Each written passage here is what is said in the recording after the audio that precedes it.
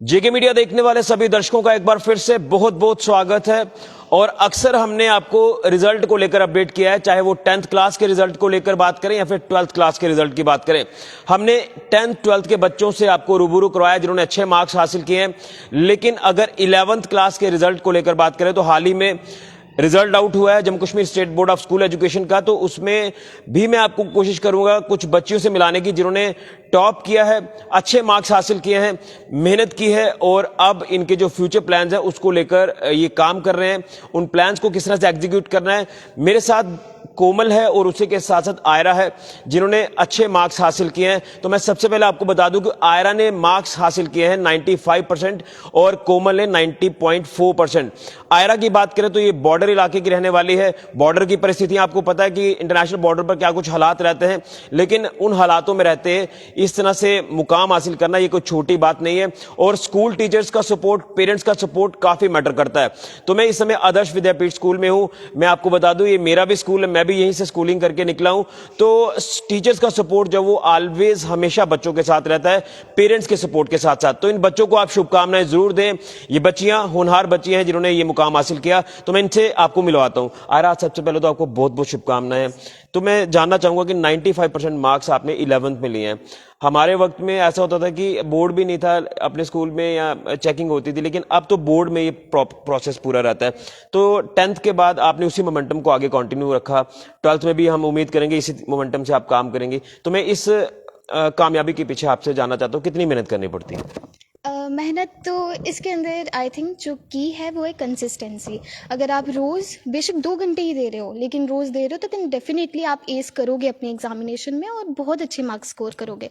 According to me smart work और साथ में हार्ड वर्क तो यही कर सकता बंदा, उसे ज़्यादा कुछ करने की ज़रूरत नहीं है। इट्स नॉट टफ, ये रॉकेट साइंस नहीं है, बाकी बस हार्ड वर्क और स्मार्ट वर्क आई थिंक। लेकिन सपोर्ट की मैं बात कर रहा हूँ, टीचर्स के सपोर्ट की और पेरेंट्स के सपोर्ट की, किस तरह से देखते हैं? स्पोर्ट वो तो देख ही रहो आप सर।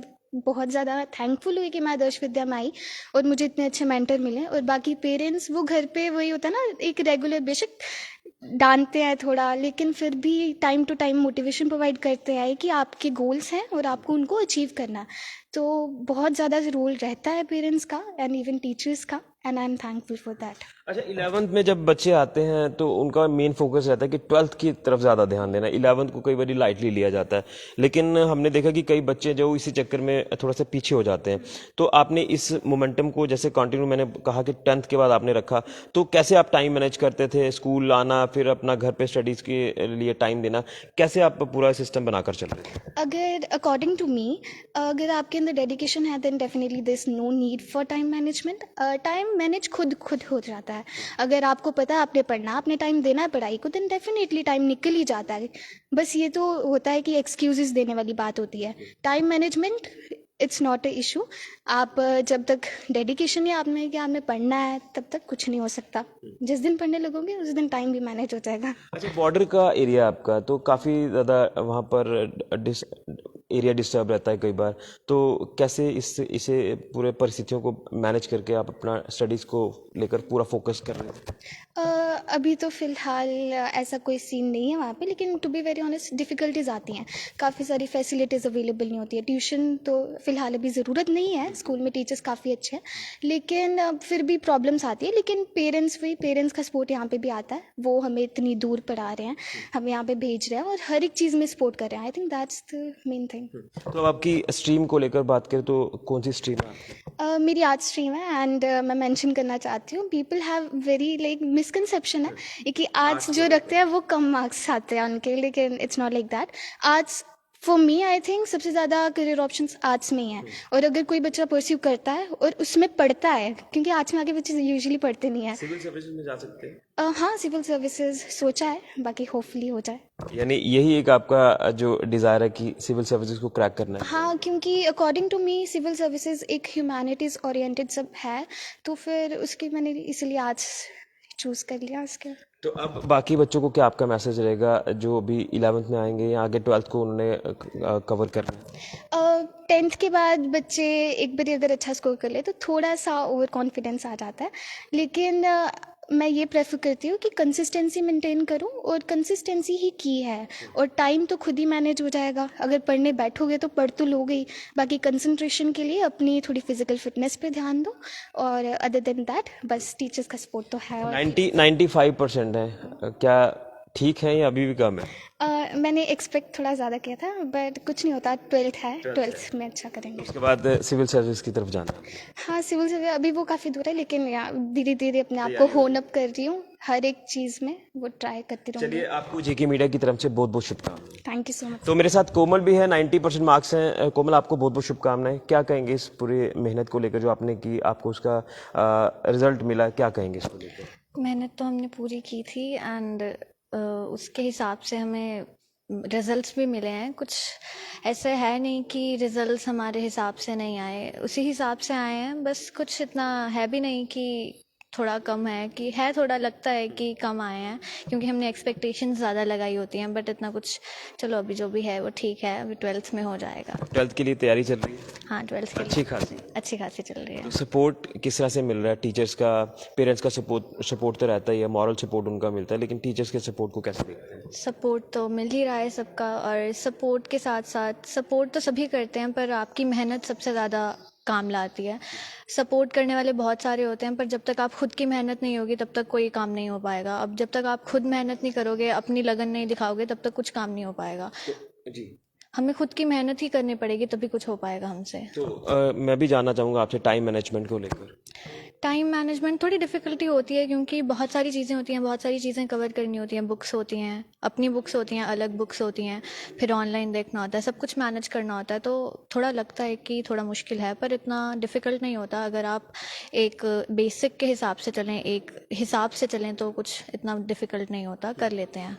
बिल्कुल। तो मैं जानना चाहूँगा कि आपकी भी स्ट्रीम के बारे में, आपकी कौन सी स्ट्रीम है और आगे क्या कुछ आपके फ्यूचर प्लान है? मेरी स्ट्रीम बोथ है, मैंने मैथ्स एंड बायो दोनों रखा है। Medical, non medical? हाँ, मैंने दोनों वो रखा है, बोथ स्ट्रीम है मेरी, और आगे मैं नीट के लिए देख रही हूँ। तो क्या आपका बच्चों को मैसेज रहेगा जो अभी 12th में आएंगे, 11th में आएंगे? मैसेज यही होगा कि अपनी पढ़ाई पे फोकस करें, उससे ज़्यादा हेल्थ पे फोकस करें। हेल्थ रहेगी तो आपकी पढ़ाई भी रहेगी। हेल्थ ज़्यादा इम्पॉर्टेंट है पढ़ाई से, हेल्थ नहीं रहेगी तो फिर पढ़ाई नहीं हो पाएगी। हेल्थ पे ज़्यादा फोकस करें। पेरेंट्स की क्या कुछ फीलिंग्स आपके रिजल्ट को लेकर? पेरेंट्स तो ठीक बोल रहे हैं। पेरेंट्स के कुछ इतना वो नहीं है, उनको पता है कि हेल्थ ज़्यादा मैटर करती है, तो फिर उन्होंने कुछ बोलते नहीं हैं वो। पर हाँ, सबका तो लगता ही है, थोड़ा एक रह जाता है। पर लेकिन अभी मेन फोकस आपका 12th पे है। हाँ, चलिए, बहुत शुभकामनाएं। तो ये आयरा और कोमल है, लेकिन यहाँ के प्रिंसिपल सर हैं, उनसे भी जानेंगे। सर, आपको बहुत बहुत शुभकामनाएं एक बार फिर से। हर बार हम आपके बच्चों से मिलते हैं, एक मौका मिलता है कि अच्छा कर रहे हैं बच्चे, और ये चीज़ें जो है वो बाकी वालों को बूस्ट अप करती हैं। तो आप भी क्या कहेंगे इसको लेकर? क्योंकि मेहनत जो होती है बच्चों की, अगर उसका जो आउटपुट है वो बाकी को ना दिखाए तो वो भी अच्छा नहीं लगता। क्या कहेंगे इसको? बेसिकली ऋषि, ऐसा रहता है कि जैसे ये बच्चों के लिए एक सोसाइटी के लिए अच्छे साइंस होते हैं। जब ये बच्चे डिस्कस करते हैं कि मैंने यूपीएससी, एक नीट के लिए, या इनका ग्रुप डिस्कस करता है, तो ये हमारी सोसाइटी के लिए अच्छे साइंस हैं कि बच्चों का वेंट ऑफ माइंड कैसे जा रहा है। बीइंग ए टीचर्स, हम बोलते हैं बच्चों को कि आप हमें अपने दोस्त बताओ, हम आपका फ्यूचर बताते हैं। तो वो वहीं से पता चल जाता है कि इनका भी एक ग्रुप में ये डिस्कशंस हो रही है कि मैंने यूपीएससी करनी है, यूपीएससी के लिए सोच रहे हैं। तो एक अच्छे साइन है सोसाइटी के लिए कि बच्चा पढ़ने की तरफ जा रहा है, स्पोर्ट्स के लिए जा रहा है। जैसे इसमें आयरा के इनको मतलब कि मल्टी टैलेंट है, कोमल है, सिंगिंग, ये सब चीज़ें इनमें हैं। तो वो एक बड़े अच्छे साइंस सोसाइटी के लिए लगता है कि जो शायद आज से 2-4-5 साल पहले जो हमें नहीं देखने को मिलते थे, अभी ये फील्ड देखने को मिल रहा है। तो होप सो, जैसे हमें कई बार यूट्यूब में देखते हैं कि बिहार का या राजस्थान का ये गाँव है, वहाँ से हर घर में IAS है, हाँ, हर घर में IAS है, हर घर में डॉक्टर है। तो बड़ी जल्दी हमारी यही कोशिश है कि सांबा में ऐसा हो कि हर घर से एक ऑफिसर निकल के जाए। तो हमारा यही टारगेट लेके चलते हैं कि बस लगे रहें बच्चे। स्कूल में मिलता है कि आपके बच्चे जब अच्छा करते हैं तो लगता है कि नहीं, हमने जो बच्चों को सिखाया उसका रिजल्ट सामने आया। वेल, ये टीचर्स के लिए सबसे बड़ी एक एप्रिसिएशन यही होती है कि जब बच्चा सेटिस्फाई है कि हाँ, मेरे को प्रॉपर सपोर्ट मिल रही है, वो सबसे बड़ी हमारा मेडल वही है। हमारी सेटिस्फेक्शन वहीं पे हो जाती है कि नहीं, हम ठीक ट्रैक पे हैं। अपनी जजमेंट बंदा खुद करता है कि अगर बच्चे स्कोर करके आ रहे हैं, बच्चा ठीक ढंग से है, बच्चा करेक्टर ठीक है, सब कुछ मतलब अपना उसका एम पे कहीं भटक नहीं रहा, तो वो सब चीज़ें हमें यही दिखाती हैं कि आपका ट्रैक ठीक है और अब बच्चों को अच्छे ढंग से वो चीज़ें मिल रही हैं जो इनको डिजर्व करते हैं। चलिए, बहुत बहुत शुक्रिया। लेकिन एक बात अभी पता चली कि आप मल्टी टैलेंटेड भी हैं, तो क्या कुछ आपकी हॉबीज आप दोनों से जानना चाहूँगा। Hobbies I think they play a very great role in our life. मैं पब्लिक स्पीकिंग में अच्छी हूँ, तो मैं उसको परस्यू करती हूँ। अदर देन दैट थोड़ी सी पेंटिंग भी कर लेती हूँ, फ्री टाइम होता है म्यूज़िक सुनती हूँ। म्यूज़िक तो आई थिंक बेस्ट थेरेपी है, हाँ, हमारा स्ट्रेस रिलीव कर देती है जब भी थोड़ी सी ज़्यादा टेंशन होती है। बस यही परस्यू करती हूँ। बाकी पढ़ाई भी इवन की देखा जाए हॉबी बनानी चाहिए, क्योंकि रोज़ हम कंसिस्टेंसी से पढ़े। हाँ, एग्जैक्टली, हाँ। सो मेरी यही थी। आप मेरी तो हैं बहुत सी हॉबीज़ हैं। कोई एक हॉबी उसको थोड़ा सा अगर आप बाकी वालों को बता दें। मैं सिंगिंग करती हूँ बेसिकली। दो तो लाइन हो जाए। नहीं, अभी दो हो नहीं। जाए। नहीं, सारे देखने हैं आपको। एक लाइन हो जाए, क्या सुनाऊँ? कोई भी आप आपको जो अच्छी बताएं। लगती है। आप बता दें, मैं इस आप वक्त कुछ भी, जो भी आपके माइंड में। मुझे तो कुछ अभी याद ही नहीं आ रहा एक्चुअली गाना कोई, या कुछ भी ऐसे आप कुछ बता दें, कोई पुराना गाना कुछ भी, तो मैं जो आपके माइंड में है, जो आप गुनगुनाते हो।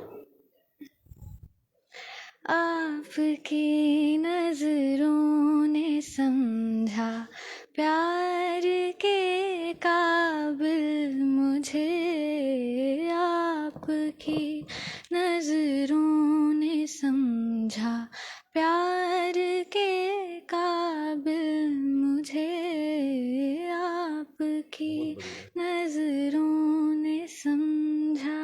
ये टैलेंट छुपा कर रखा है, लेकिन ये छुपाना नहीं है। इस टैलेंट को भी, इस हिडन टैलेंट को आपने आगे आना है सब पढ़ाई के साथ साथ। हाँ, जरूर। चलिए, आप दोनों को बहुत बहुत शुभकामनाएं, सर को भी बहुत बहुत शुभकामनाएं। तो ये बच्चियां हैं जिन्होंने 11th क्लास में अच्छे मार्क्स हासिल किए हैं। 95% आयरा ने लिए हैं, कोमल ने 90% लिए हैं। और अक्सर हम देखते हैं कि 11th वाले बच्चों को नहीं पूछा जाता, लेकिन उन्होंने भी जो मेहनत की है उस मेहनत को भी आगे हमें लाना चाहिए, इनको सपोर्ट करना चाहिए। आप भी बेस्ट विशेस दें इनको आगे आने वाले इनके टाइम के लिए। जैसे 12th अभी इनका एक मेन जो टर्निंग पॉइंट है लाइफ का, यहीं से अब आपको अपनी अपनी फील्ड चूज करनी है। मैं अक्सर बार बार कहता हूँ, आयरा जो है वो सिविल सर्विसेज के लिए जाएंगी, कोमल नीट की तैयारी करेगी। तो यही है कि बच्चों ने जो एक डिजायर लेकर बच्चे चलते हैं, उस डिजायर को जब पूरा करते हैं तो वाकई में समाज में अच्छा मैसेज आता है। इसलिए आपको भी मैं यही मैसेज दूंगा कि आप जो है पूरा फोकस रखिए अपनी स्टडी के ऊपर, और जो आपने एक सोच के रखा है कि मुझे ये टारगेट अचीव करना है, मुझे ये गोल अचीव करना है, उसको आप जरूर जो वो हासिल करेंगे जब आप पूरा मोमेंटम के साथ आगे जाएंगे। टीचर और पेरेंट्स का सपोर्ट आपको ऑलवेज रहता है, उनके सपोर्ट से जब आप आगे जाते हैं तो आप एक मुकाम हासिल करते हैं। इसलिए सभी बच्चों को बहुत बहुत शुभकामनाएं, जिन्होंने 11th में अच्छे मार्क्स लिए, जिन्होंने नहीं लिए उनको भी मैं यही कहूंगा कि आप जो अगर कम आपके मार्क्स आए तो डिमोरलाइज नहीं होना, आपने स्टडीज की तरफ ज्यादा फोकस करना है ताकि आप भी अच्छा करें। तो सभी 11th क्लास में बच्चे जिन्होंने अच्छे मार्क्स हासिल किए हैं, जिन्होंने नहीं किए, सबको बहुत बहुत शुभकामनाएं। और आप यूं ही जिंदगी में कुछ अच्छा करते चलें, समाज के लिए कुछ अच्छा बेहतर करें, इसी की हम कामना करेंगे। फिलहाल के लिए राहुल के साथ ऋषि खजूरिया, जेके मीडिया के लिए।